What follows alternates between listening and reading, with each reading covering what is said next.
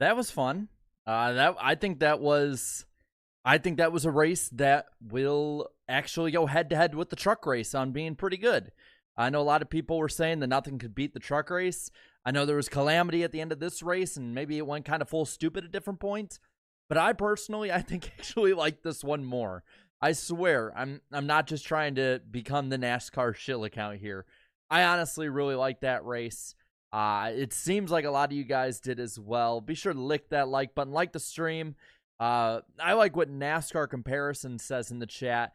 Pocono Pandemonium, and that's really what it felt like today. Between some of these weird restart crashes, between stuff going on at the end of the race with the strategy, and then the crashes and overtime, it really, really felt like we were seeing pure pandemonium going on in this. So I'm going to read off NASCAR.com what they got when it comes to the race. It is unofficial.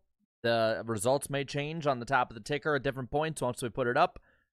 But I want to at least read what we got right now.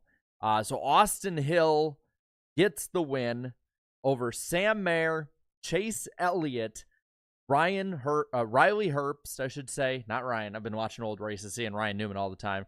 Riley Herbst and Daniel Hemrick, the top 5. Then Sammy Smith, Brandon Jones, Brett Moffitt, Parker Kligerman, and Daniel Suarez, the top 10. From there, Reed 11th, Burton in 12th, Alfredo 13th, Ty Dillon 14th on the day.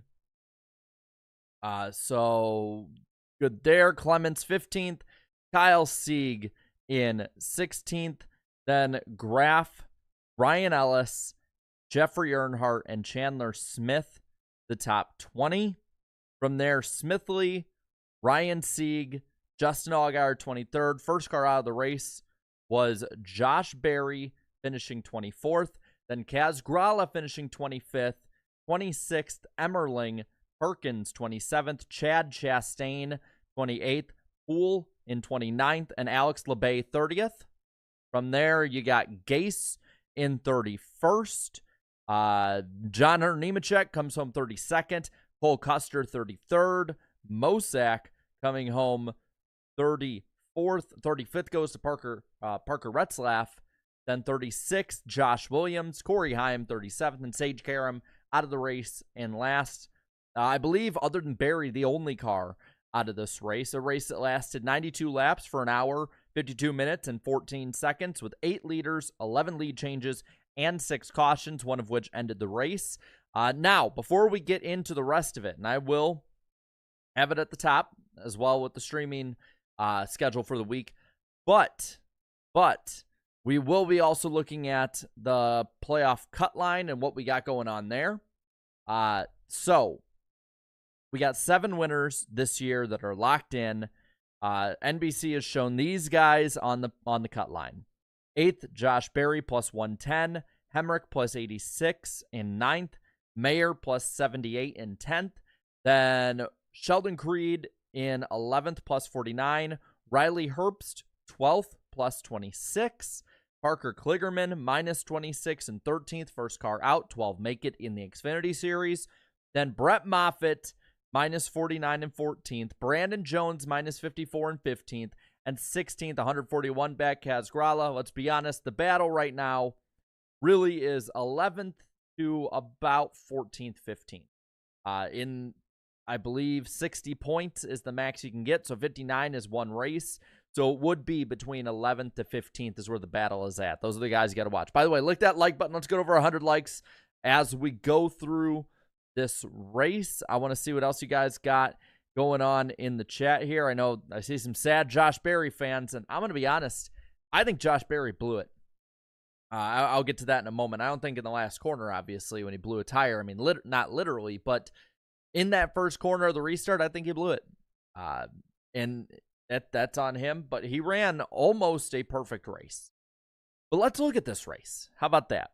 Starting out the race, stage 1 was the most tame of all of them. And I see like the sponges arrive saying JRM blows it every race. Almost every race this year they have. It's been big time choke all year for JRM. Josh Berry, though, sat on the pole The only other real big thing going on in stage 1 is that Sam Mayer got up into the wall in the first lap, but he kept going, hit it pretty flush, didn't really have any issues there. But Barry won the first stage over Hemrick, John Hunter Nemechek, Sammy Smith, Sheldon Creed in 5th, then Brandon Jones in 6th, 7th was Mayer, 8th was Allgaier, Mosak, and 9th and 10th was Austin Hill. That brings us to stage 2. Some stuff starts heating up a little bit here. Custer had pitted at the end of stage 1, so he would fight Barry for the lead, being up on the front row. But he wouldn't be able really to hold it too long. Kligerman would pit and be just ahead of leaders, as would others, and that's when the strategy really started up. But Barry would win the stage again, this time over Allgaier, then Nemechek, Brandon Jones, Cole Custer, then Sammy Smith, Sam Mayer, Riley Herbst, Daniel Hemrick, and Chandler Jones. The final stage is where it all hits the fan, and this to me was where I had a ton of fun. I'm looking in the chat. I see a lot of people giving 8 out of 10s. I personally would give about an 8 out of 10 as well. But since we don't do a poll for the Xfinity race, what did you think of the Xfinity race? I want to see what you guys think, because we can look at that from there. So I'll give a 8 out of 10 through 10 out of 10, because it's about the same, honestly, or mostly. A 5 out of 10 to 7 out of 10.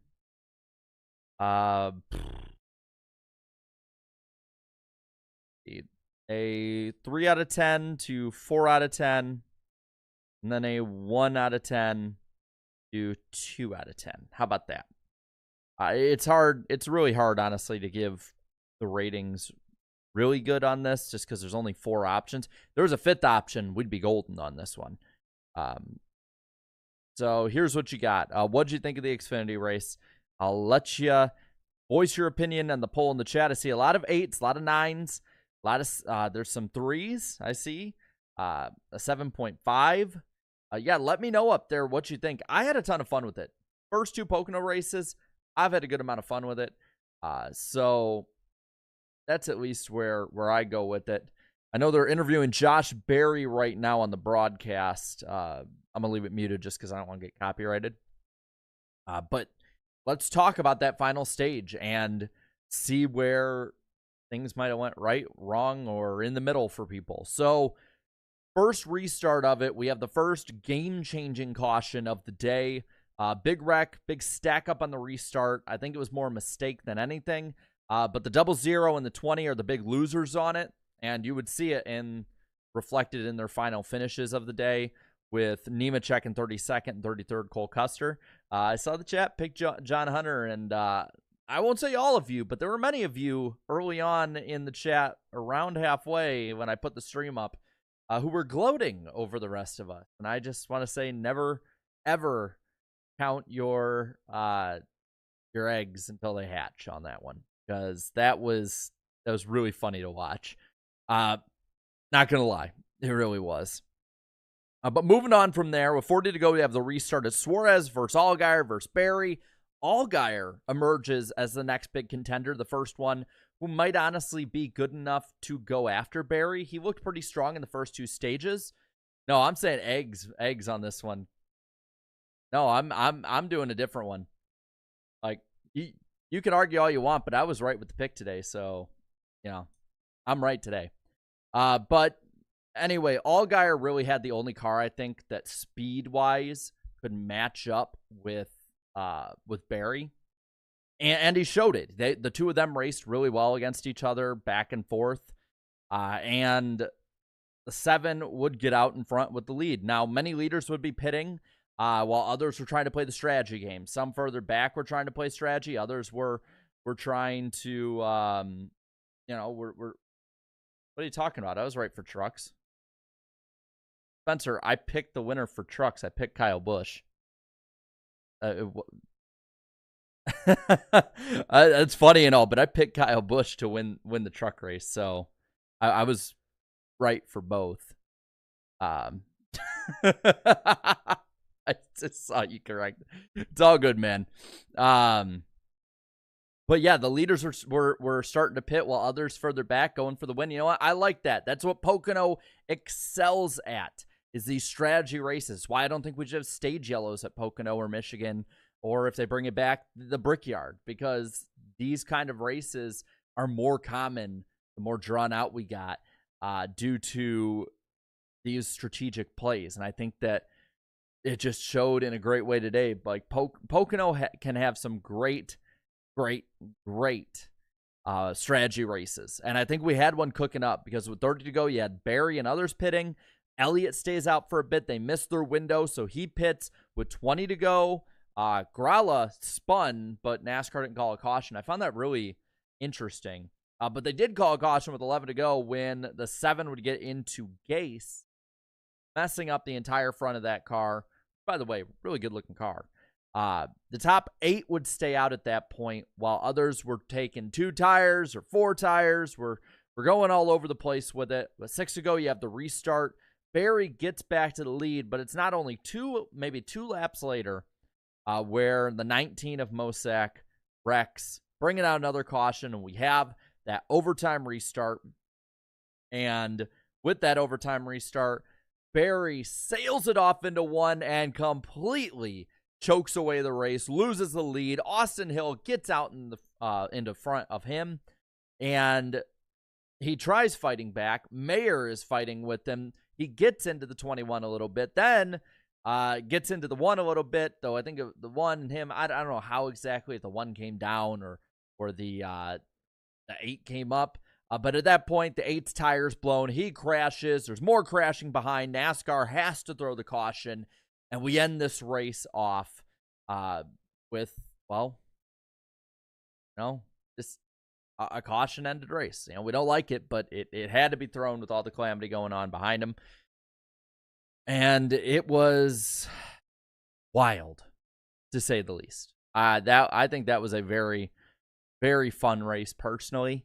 I know many might disagree. I'm looking in the chat, though, and that many that disagree are probably in the minority, because 76% had it between an 8 to 10 out of 10, and 21% had it between a 5 to 7 out of 10.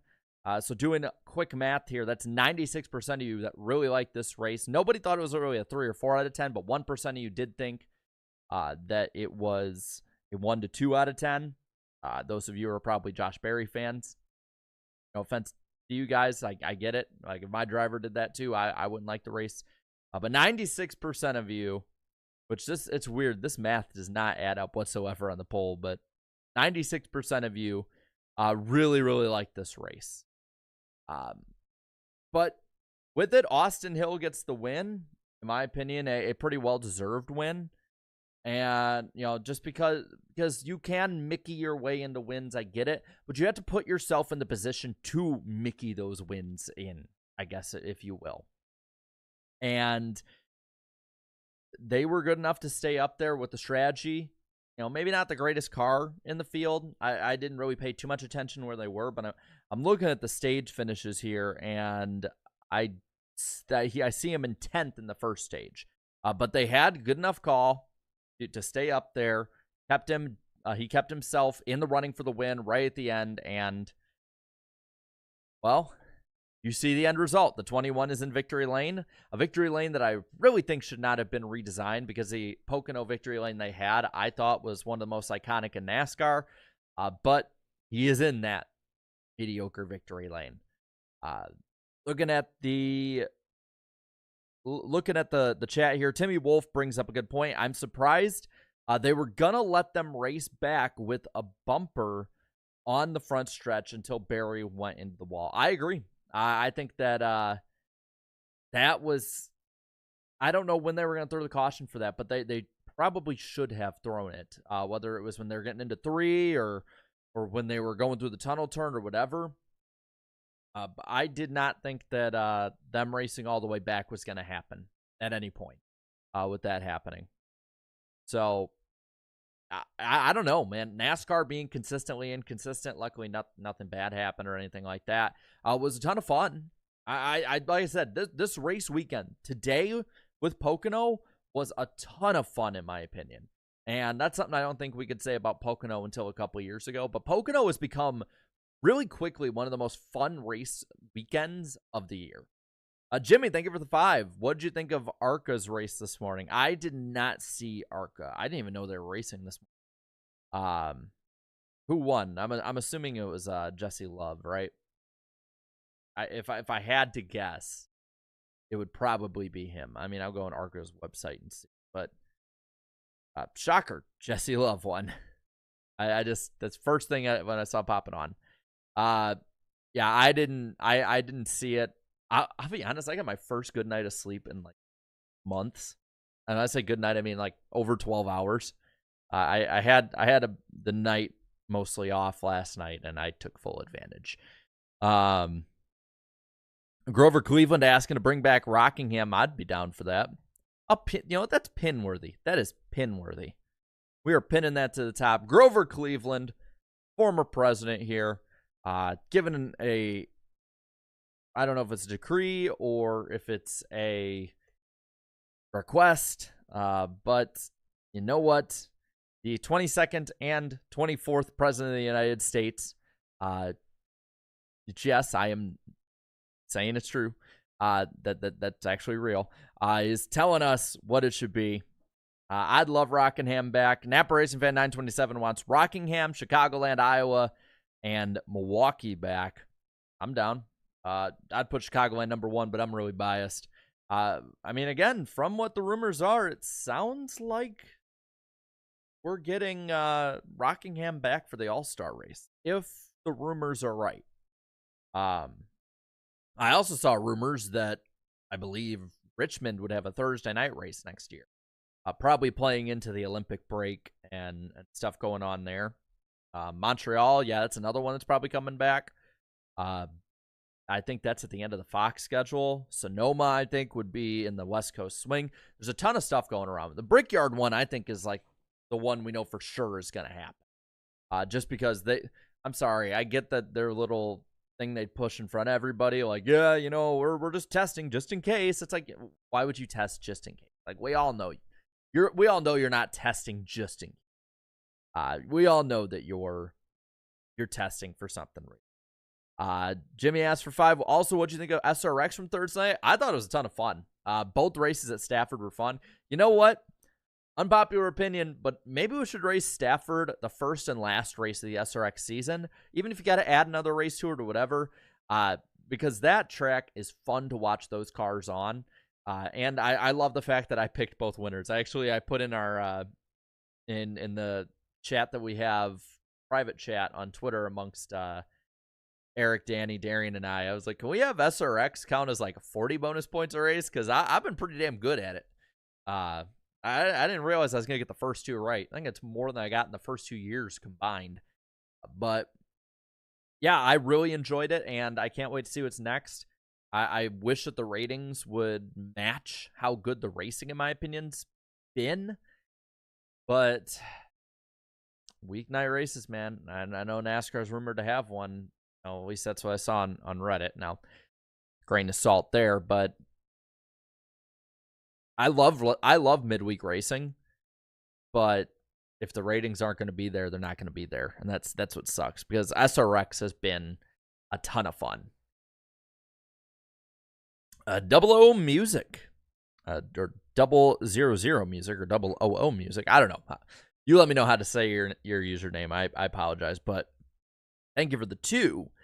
Very good race, very bad ending. I feel for you, man. I've having been a junior fan since 2005, I know what it's like to watch my driver choke it away at the end. It's not fun, man. It's not fun. Napa Racing Fans, right? Trucks did used to run grassroots type races. I think they're kind of getting back to that little by little. I mean, you're still going to have your super speedway races. You're still going to have your races at big markets. Maybe they'll bring them to Chicago next year if that comes back for sure. 00 Donut. Oh, that's a different one. 00 music. Like, okay, so like 007. Awesome. Good to know. I will probably mess it up, but I won't mean to, I promise. But I do think the trucks are getting a little bit back to that. Milwaukee coming back is a really big one. I think Iowa should be I think they should be a feeder Friday series for IndyCar if it doesn't fall on the Pocono weekend. I think Pocono should keep all 3 series, especially since it only has 1 weekend anymore. I think it is.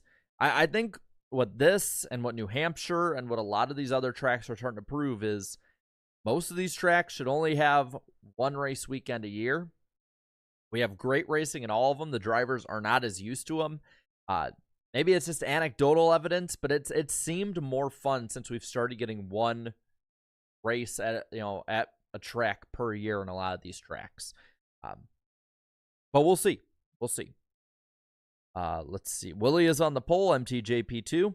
So the 2 biggest winners so far this year, or 2 of the biggest winners so far this year in Cup on top. Yes, I am a Vikings fan. I'm a glutton for pain as well. But one day, it's like my favorite podcast, Purple Daily. Get a Super Bowl before I die, hopefully. Let's see. I'm gonna unpin this. I know a lot of people have scheduled predictions. I'm seeing those in the chat too. Let's see if we can get at least 6 more likes to get to 69. I mean, I want to get to 100, but let's get to 69 first. Let's nice amount of likes first. Let's see. Timmy Wolf says trucks Friday, Xfinity Saturday afternoon, and IndyCar Saturday night for Iowa. I mean, if they want to, man, I'm down with that. As long as we don't mess up what IndyCar has going on, because I think what IndyCar has going on in Iowa might be a template for what a lot of tracks can do. That's at least what I think. Blue Jimmy, Daytona 500 definitely needs to be broadcast on NBC. I'd agree. Let's see. If the Vikings were in NASCAR, he won't block because he doesn't have defense. It's true. The Vikings defense was trash last year. They made Daniel Jones look like a good quarterback. Alessandro, Jarrett, does your girlfriend know a lot about NASCAR just like you or no? Well, not just like me, but I've gotten her into it. It was actually Pocono 2020, which again, 550 Pocono weekend. And she got into it and I knew, okay, I'm like, if you like Pocono with the 550 package, which again, Pocono at that point, and I had its nice little turnaround it's had the last 3 years. If you had liked that, you're going to like NASCAR. And so when she's not working, she'll watch with me. Her first race was 2020 Daytona. She is a Hamlin fan, which again, nothing bad towards her. You send all the bad towards me, nothing bad towards her. But her second race was Talladega 2020, so she got to see her favorite driver win in her second race in person. Lucky. It took me 7 years to see my favorite driver win in person, and in that time, there was a 76 and 140 race losing streak. So, Brandon in here says, unpopular opinion, I don't like Iowa's doubleheader. They only have 5 oval races, and 2 are at this track. Replace an Iowa race with Milwaukee and an Indy race with Michigan. Well, I mean, one of the rumors, again, grains of salt here, one of the rumors about IndyCar, and I'm not as well versed in IndyCar rumors, but one I had heard was that the Indy road course race, since the Brickyard's coming back, the Indy road course race would go away for a Milwaukee race. And here come the sirens. There they go. Somebody's dying, as usual. But that's what I had heard, that Milwaukee would get a comeback. Whether or not that's true, I don't know. But I'd be down for that, man. I'd be down for that. I swear, this mic's really good, and I like every time that's like the one thing it doesn't keep out. I've had people in the background talking in this room before while I'm live or while I'm testing stuff, and people don't hear. But the sirens will come across at times. It's crazy, man. It's crazy. Milton, I agree. I think that Pocono would be way better without stages as well. Hot take, but bring the Cup and trucks in Knoxville. No, Knoxville wasn't very good for the trucks. Maybe Cup would be better, but I don't think so. Yeah, as usual. IndyCar, NASCAR doubleheader at Chicagoland. I'd be down. I've been saying this for a while. You have ARCA Thursday night. You have Trucks Friday night. Saturday during the day, you have Xfinity. Saturday night, you got IndyCar. And then Sunday, you get your 400-miler at Chicagoland. with a Cup Series. I think that would be the absolute best way to go about it. Personally, I would think so.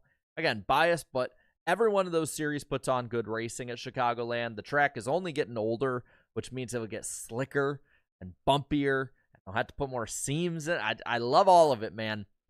Bring it back. Bring it back. Come on. Hey, you know what? If the Chicago street race gets canceled because the city government's dumb as hell, Chicagoland's right there, man. It's right there.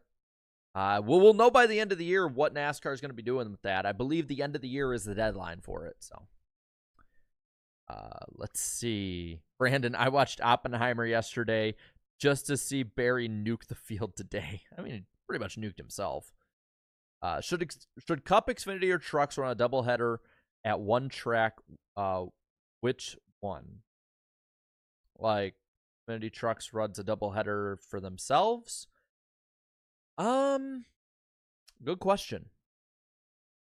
I'd say if they're doing a doubleheader day, weekend, since it's probably, from the rumors, only going to have one weekend, and that being the night race weekend, why not Bristol? I would love an Xfinity doubleheader at Bristol, or even a Cup doubleheader set. You know, don't mess with the Bristol night race, but an Xfinity doubleheader, have 2 Bristol races, give a little more for fans of Bristol to come in and watch. I think that would be really fun. A Bristol doubleheader, either trucks or Xfinity. Probably Xfinity, I would say. I think they'd put on the best racing at Bristol now. But that's what I'd say.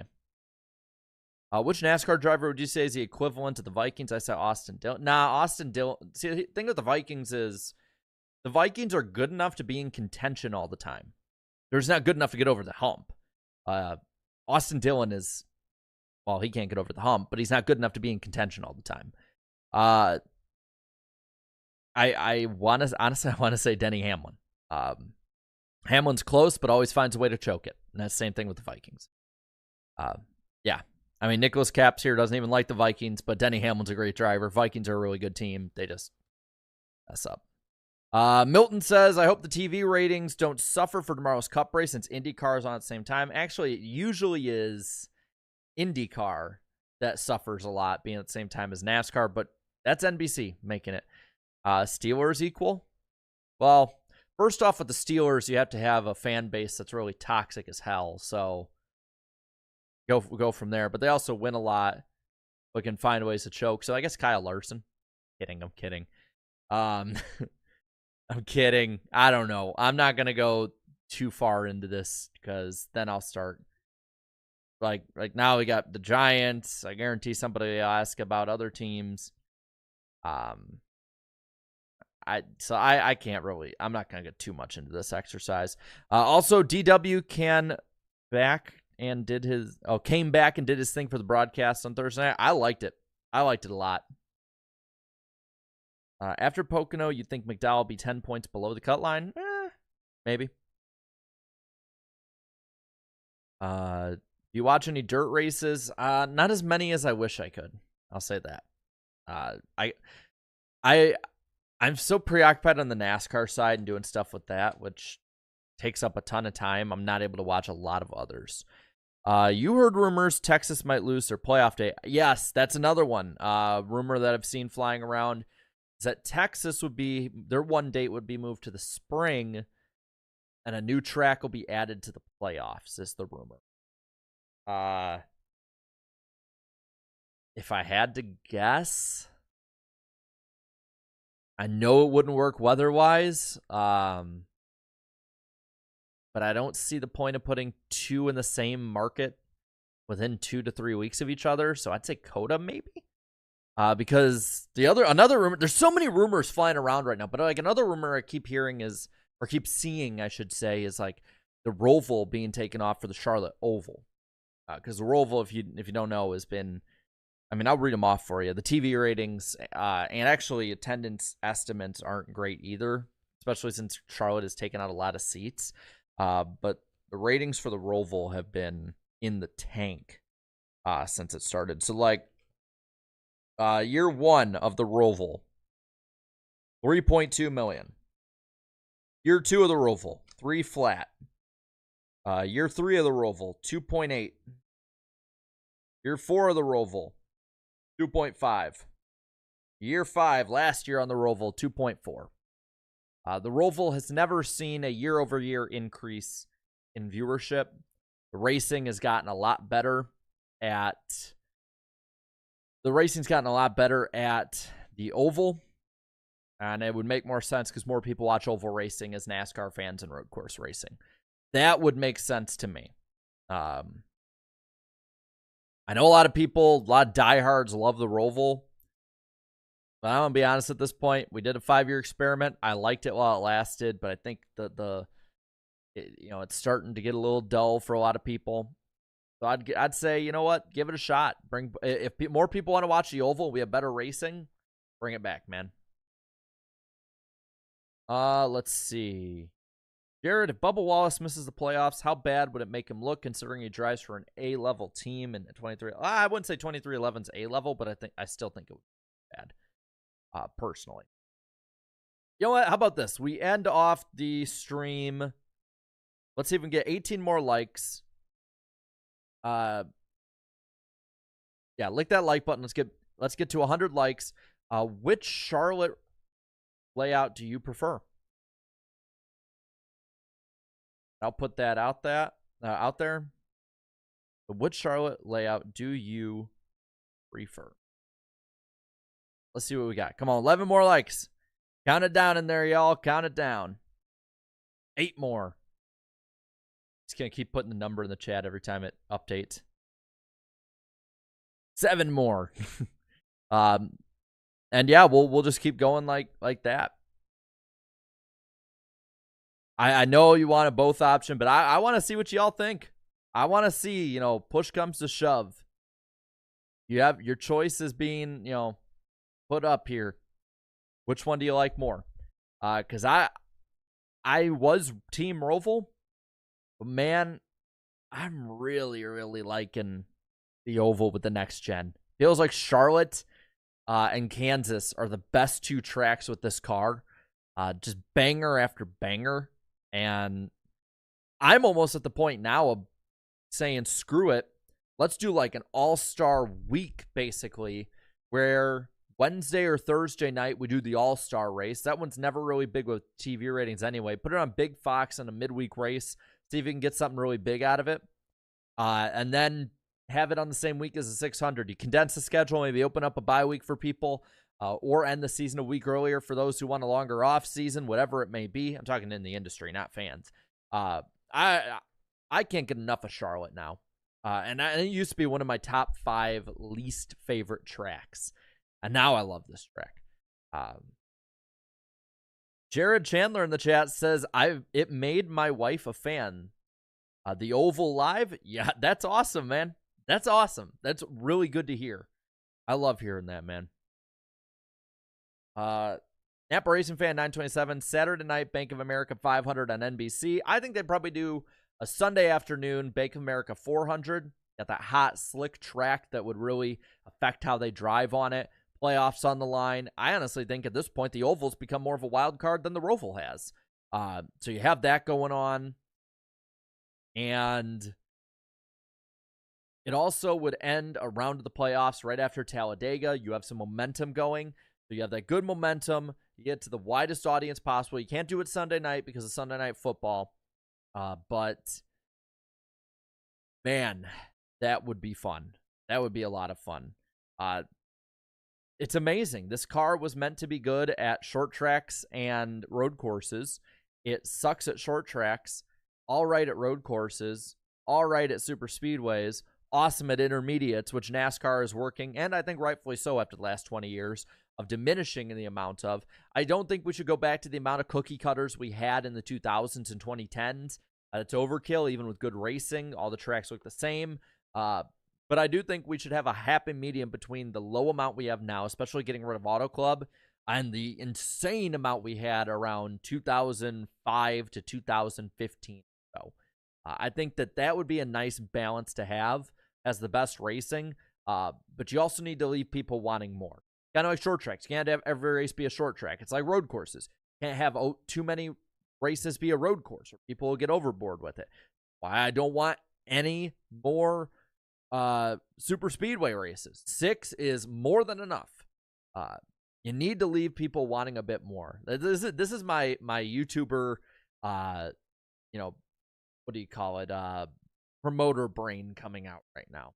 You need to have people wanting more. Noah says this is which is why I'm still anti-Kentucky. I'm anti-Kentucky too.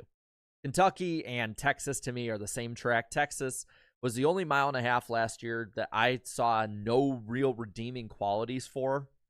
You want to get it out of the way early in the year. A lot of people still watch it, which is good for the start of the year momentum. But we're going to end this poll, though, right now. Which Charlotte layout do you all prefer?